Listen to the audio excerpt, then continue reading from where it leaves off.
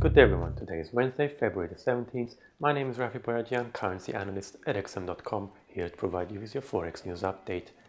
Risk appetite soured on Tuesday after top oil producers disappointed markets by agreeing to freeze in output instead of a cut. Oil prices tumbled after the decision but stabilized on Wednesday as markets became hopeful of further measures later in the year to support prices. WTI crude futures were down 0.7% in late Asian session at $28.83 a barrel. The yen was back in favor on Wednesday as investors turned to safe haven assets. The dollar slipped back below 114 yen and was last trading around 113.50 yen. Comments from Boston Fed President Eric Rosengren further weighed on the dollar. Speaking on Tuesday, Rosengren said that the Fed would likely need to lower its December economic forecasts given the current uncertainty in global markets. He added that monetary policy normalization should be unhurried if inflation is slower to return to target. In China, the People's Bank of China announced new measures to support the country's industrial sector. This helped the stock market post gains of around 1%, but the central bank set a lower midpoint for the yuan on Wednesday. Onshore yuan was trading 0.15% lower at 6.5251 per dollar in late Asian session.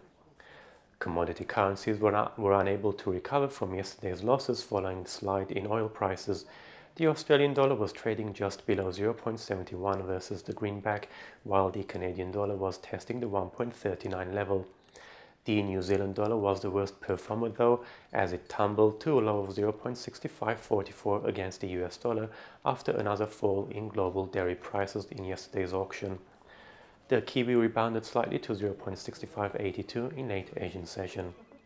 In European currencies, the euro climbed to 1.1167 versus the dollar and was back above 0.78 against the pound.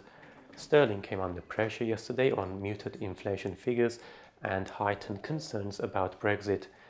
British Prime Minister David Cameron is due to finalise renegotiation of the UK's membership terms with the EU at a two-day summit starting on Thursday.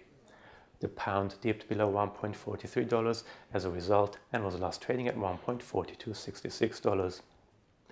Looking ahead to the rest of the day, UK jobs data will be closely watched in the European session, while in the US session, US housing data will be released ahead of the FOMC minutes of the Fed's January meeting later in the day. Thank you very much for watching and have a great day.